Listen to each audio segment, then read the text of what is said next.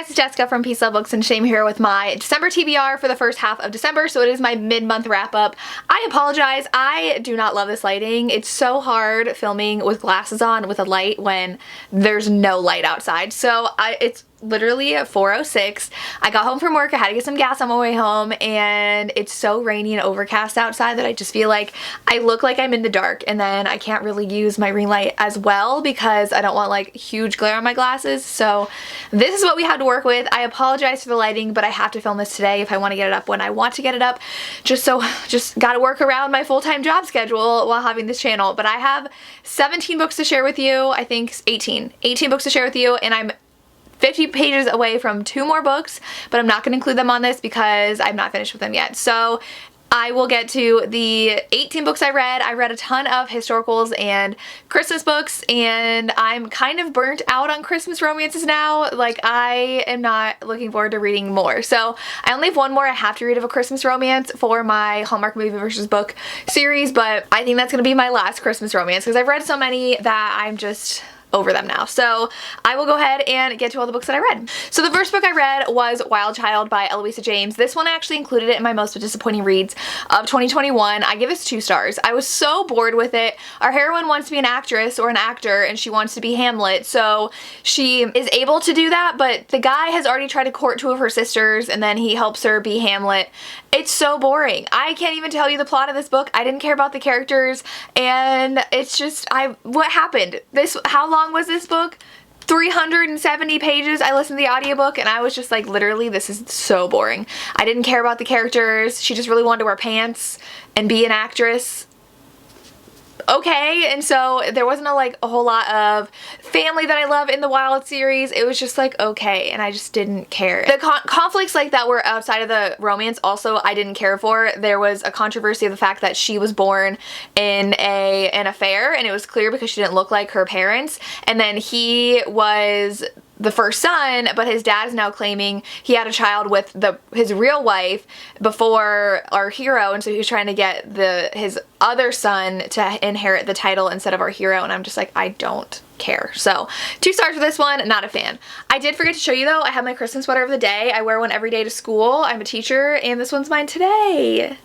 I love it. We only have 3 more days left of school, so only 3 more sweaters to wear, but I want to show you my nice Santa hat on my bear. But okay, the next book I read was A Holly Jolly Diwali by Sonia Lawley. This one, our heroine gets fired from her job. She went on a date and it kind of went well, but her family keeps on pressuring her to date, and she always does everything right by the books, like opposite of her sister. She got a job in tech, I think, and so she decides when she's fired to go to her friend's wedding in India.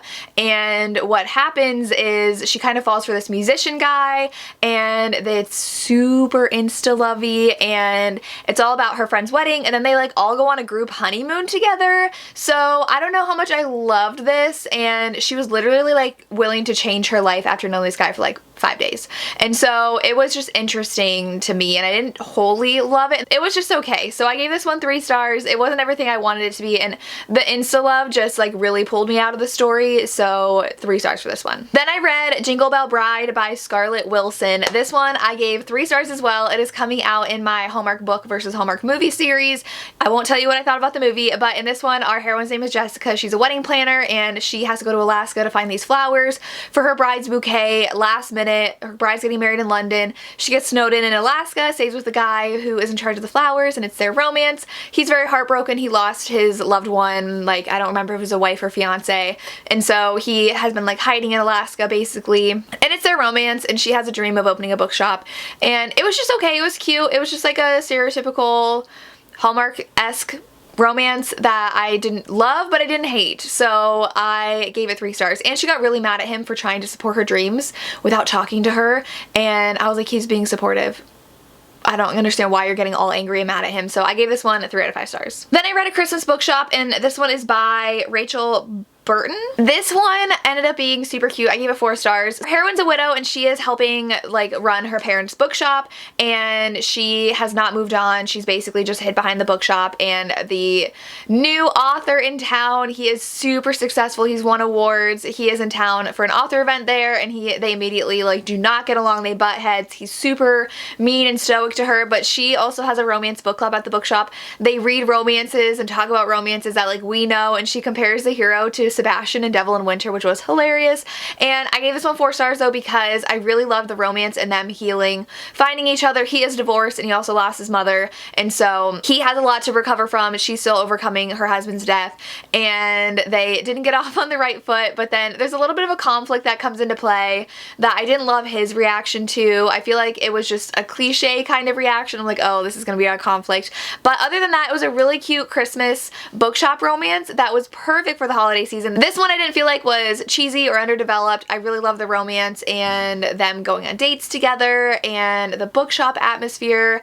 They even put on like a Regency ball for Christmas, which was so fun. So 4 out of 5 stars. Then I listened to the audiobook of Lady Daring Takes a Lover by Julie Ann Long, and this one had such a fun premise because our heroine's husband died and she realizes that he was destitute, so she doesn't have any money, and realizes he also left something to his mistress and that her husband had a mistress, and she actually ends up finding the mistress, and her maid and the mistress open up a boarding house in a not so great part of town because it's the only thing that the husband left to the wife. And so there is I don't know if he's a police officer, he's an investigator of some sort, and he knows that they're smuggling cigars through that building. He decides to stay at the boarding house, and it's fun because they want to create like an atmosphere of welcoming family basically at this boarding house. And so it's funny, like they have to interview the person coming, they have to abide by rules, and so these very interesting people come and stay at this boarding house. And of course our heroine and the hero start growing closer, but he is trying to uncover this scheme at the boarding house, and so I really liked that mystery and I liked them falling in love. So I give this one 4 out of 5 stars. It was a really promising start to this series. I'm excited to read more. I loved just the premise that her and her husband's mistress like grew closer together, and there were men coming around thinking it was a brothel, and it was just so fun. I really love the premise of this book, so I'm excited to continue on in the series. Then the historical romance readathon started, so I read a lot for this one. I daily vlogged it, so go ahead and check out all my daily vlogs for the readathon. But the first book I read was A Wallflower Christmas by Lisa Kleypas. This one was so good. Rafe is supposed to be courting someone at this Christmas party they're having at one of the Wallflowers mansions basically, or estates, and he is the older brother of one of the Wallflowers from the Wallflower series, so this is book 4.5, and he is supposed to be courting one of the women but falls for her companion instead, and it's just so cute and so fun. He's a little like, not aggressive, but like not afraid to go after her even though he shouldn't be, and I really liked how she gets like advice from the Wallflowers. I would definitely recommend reading the Wallflower series first because you get to see them, and it's just so much more endearing in this book and seeing their conflicts as well. I really enjoyed it. It was pretty short, but it was a super cute romance, so I gave it 4 out of 5 stars. Then I listened to the audiobook of The Perils of Pleasure by Julie Ann Long, and this one unfortunately was too much on the like mystery plot and not enough romance for me. Our heroine's hired to save our hero from being hanged, and so literally on his way to be hanged, she saves him, but then when she saves him, someone tries to kill her. And so now they're trying to figure out like who's after them, who hired her to save him, and there's this whole big mystery that I honestly did not care about. And that whole thing happened over like 2 or 3 days, and I don't really love romances that take place over such a short amount of time and believe that they're in love. He spends most of the book in love with someone else, and I believe that person's betrothed to his brother too, and so it was hard to believe that they fell in love that quickly when he was adamant that he loved someone else. And so it was just fine. I liked the whole aspect of her helping break him out of being hanged, but it was a pretty slow book, and I feel like not as much happened, and the mystery really overshadowed the romance, so I gave this one 3 out of 5 stars. Then I read Miracle in Lady Smile by Joanna Shupe, and I loved this book so much. It's a novella, and I read the ebook. I believe it was free when I got it. I don't think it's free anymore, but this one, our heroine is a window dresser. She's helping create window installations at this big department store, and it takes place in America, and she has dreams of being a designer for the department store and making dresses, but she's working her way up, and she basically gave the ideas and her boss took them and is making her do them and taking credit for it. And so she works really late into the night alone, and our hero is one of the co-owners of the department store, sees her working alone, offers to help, but she thinks that he is just a normal employee, and they fall for each other. He is actually a single father, and he refuses to really hang out with his daughter, spend time with her, because he only is reminded of his wife who died. And so he's a very stubborn, angry person. Like, he goes through secretaries super quickly, but they fall for each other and she doesn't know who he is. And it's just so good and so cute, so Christmassy. I love the department store aspect. I loved his daughter and her part in it. I gave this 5 out of 5 stars. I absolutely loved it. I think I gave it 4 originally, but because it's a novella, but I'm like, it's fine, it's a novella. This like hit all the spots for me better than a full-length novel would, so I gave it 5 stars. I loved it. Then I read our group book for the historical romance readathon, and this one is Lady Sophie's Christmas Wish, and I gave this book 2 stars. I feel like nobody in the readathon enjoyed it. Sophie like gets this baby from someone, I believe it's a servant, and she doesn't know what to do with the baby, and so she ends up having to have this guy stay at her place, and he's like stuck because it's snowing, and so they're snowed in together. He helps her with the baby, they fall for each other, and it's so boring. Like, nothing happened in here. Again, we have a book that's 370 pages, and the only things that happened is they changed the baby's diaper and fed the baby. And I did think it was funny, like, when the brothers arrived, because she has a bunch of brothers, and they figure out that she like was hanging out with a man alone at the home. But the ending was very predictable. I really didn't care about the romance or the characters. It was very insta-love again, and very slow. Like, if you have a slow plot with insta-love, like, I don't like that. So this one, 2 stars.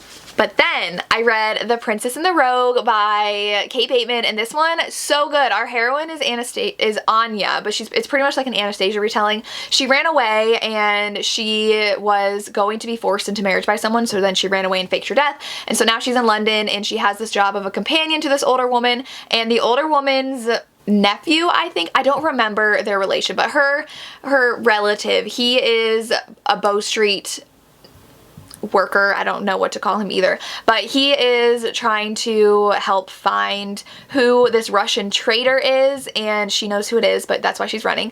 And someone's found her and is trying to kill her or kidnap her. So the person she's a companion for says, my nephew, whatever, is gonna look after you, and it's fine. So it's kind of forced proximity because they have to stay together because he's gonna help rescue her. Their first meeting was so funny. She helps the women at a brothel learn how to read, and he thought she was one of the employees, and it's so good, and there's an undeniable attraction between them. Not necessarily hate, but like passion for each other to love, and they don't love, well, she doesn't love that there's passion between them, but he definitely is like, something's going on here, and I love this so much. The ending was adorable, so good. I loved the mystery and like the kind of suspense going on, because you knew who was after her, but you didn't know like when he was gonna find her and take her, and it was just so good. I love this book so much. 5 out of 5 stars. Then I ended up reading An Affair with a Notorious Heiress, and this one is not my favorite from Lorraine Heath, unfortunately. I love all of her books, but this one I gave 3 stars. Our hero needs to pretend to court this heiress because she has an older sister who has a really bad reputation. Her older sister ended up having an affair and getting a divorce, and so she's super scandalous all over town. In reality, the older sister purposefully was caught kissing someone so she could divorce her husband, and so our hero ends up having a relationship with that older sister, but she of course is like, no, you need to court my sister because she needs to like have better suitors by being courted by someone of high class, and so he is promised a horse if he courts the sister by like their uncle or something. And so that's what the story's about, and it was really annoying though because the only people standing in the way from them being together was her and like each other, and I got really frustrated. There was no other like external thing keeping them apart. Even the sister was like, obviously you guys like each other, like I knew it from the start, and so I didn't love the fact that they were the ones pushing each other away. I wanted them to just give into each other already, and not too much happened in the plot other than like going to balls and him courting the sister, so I gave this one 3 out of 5 stars. Then I ended up picking up Mr. Impossible by Loretta Chase. This one was pitched to me as The Mummy, and it had so many mummy vibes. I cannot say mummy. It had so many mummy vibes. It takes place in Cairo, Egypt, and our heroine is really into looking at like hieroglyphics and stuff, and she is really good at interpreting them. There's no known like interpretation of them, but she's working on it, and she is under the guise though of her brother. Like, it's made to seem like her brother's the one who does all the work, but it's really her because she's a woman in society. She didn't really get along with her husband though because he didn't like the fact that she was smart and he wouldn't let her do a lot of things, and so now she wants to like investigate tombs and like do all that stuff. So she's in Egypt, her brother's kidnapped, and so she has to ask the help of this guy who's in jail because he's the only one who can really help her get her brother back, and that is our hero. They're super infuriated with each other at first. They push each other's buttons. It's amazing.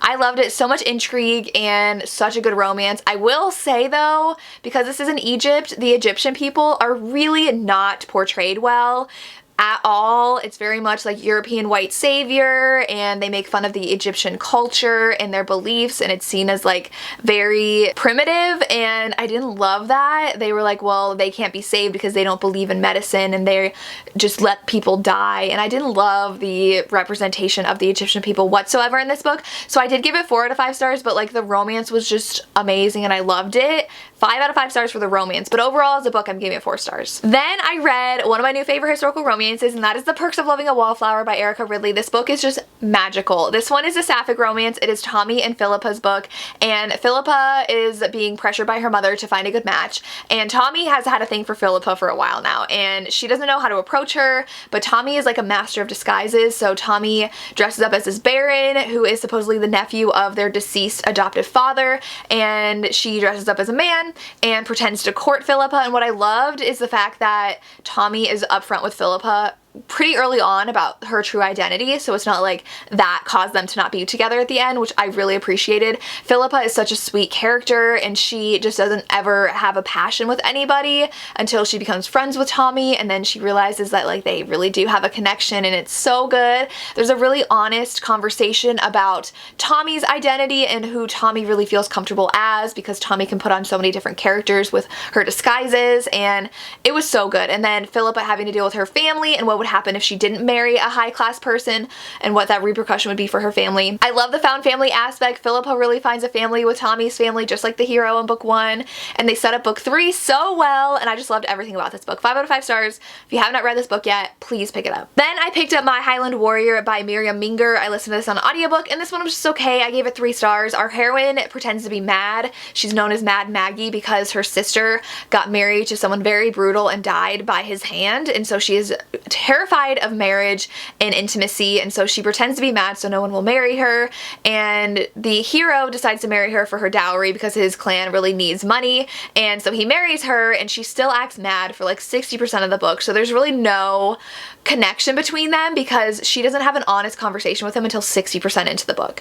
which is very frustrating. He figures out a little earlier that she's not actually mad because he can tell she has like emotions and she has a very real awareness of what's going on, so he knows she's faking it, but there's nothing really of a connection between them until later on. And then she also hurts people, which I don't love the fact that she hurt people just to put on that ruse when she knew she was hurting people. And so it was just okay. And then the ending had this like drama between the clans, and that was just okay too. So not a bad book, but I gave it 3 out of 5 stars. Then I picked up The Devil and the Heiress by Harper St. George. I had the audiobook, and this was so surprising in a good way. I gave book 1 3.5 stars. It was just okay.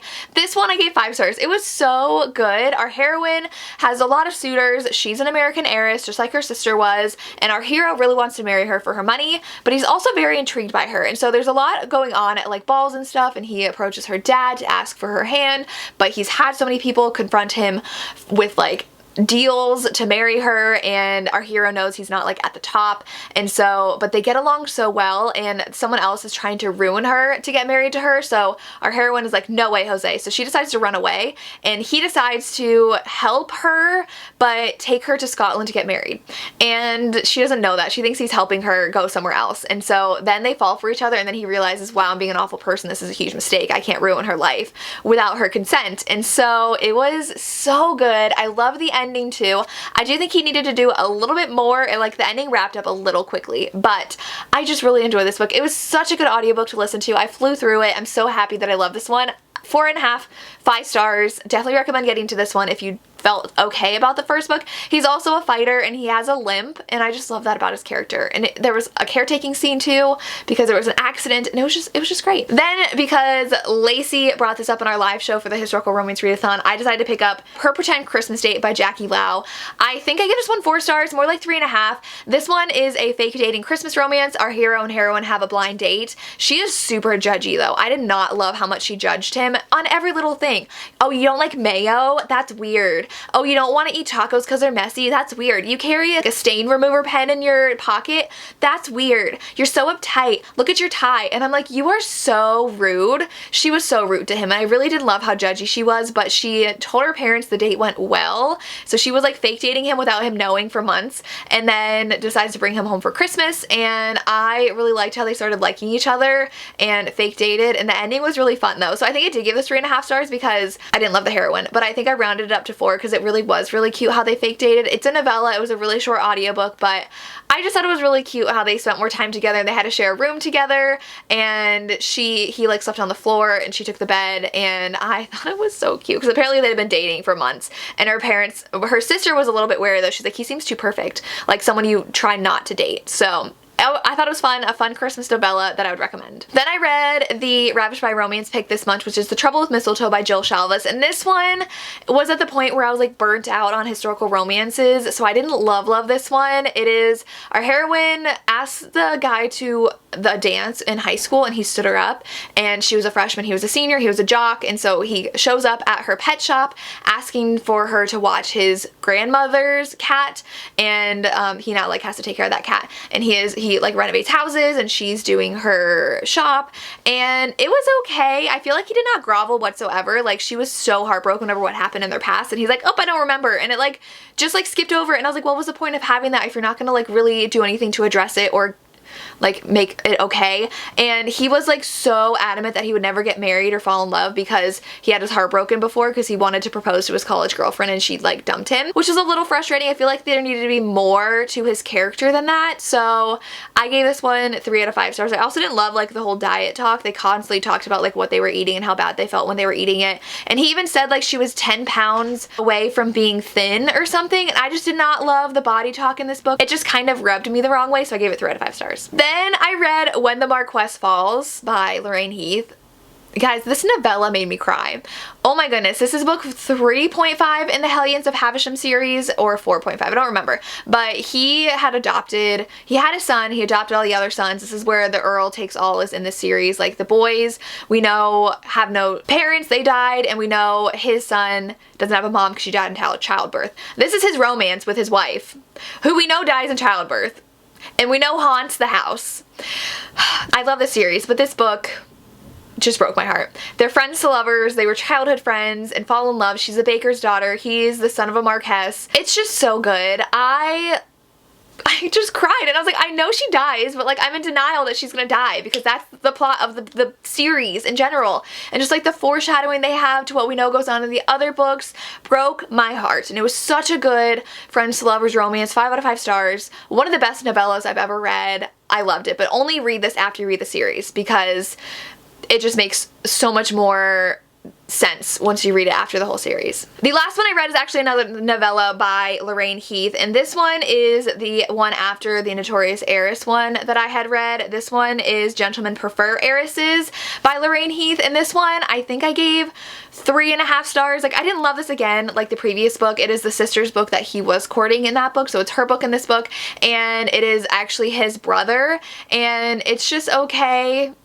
I don't love it. There was someone else that was trying to court her, and he got jealous, and they just spent a lot of time together. She wanted to really like experience life, and he kind of helped her, and that was kind of the plot of this book. But it was just okay, and I didn't love the fact that it was so short. Like, the other novella was so good, and this one was just okay, and the fact that I read them back to back made me kind of like this one less. And so like, he said he was never gonna marry because he's the second son, and he's like, I don't need any responsibilities ever, I'm just gonna be a bachelor forever. And like, okay, cool, I don't really care. So this one I ended up giving a 3.5 out of 5 stars. It was fine. It was just another book in the series. I'm trying to read all of her backlist, so that's why I wanted to get through this one. But I did like the idea that he was like helping her experience things, but it was just okay. But she was determined to marry for love, which I loved. So I did enjoy her character, and I like this better than the previous full-length book, but it was just an okay read for me. And those are all the books that I read the first half of December. Let me know if you've read any of these or what you've read. I would love to hear. As always, thank you so much for watching, and have a good day. Bye.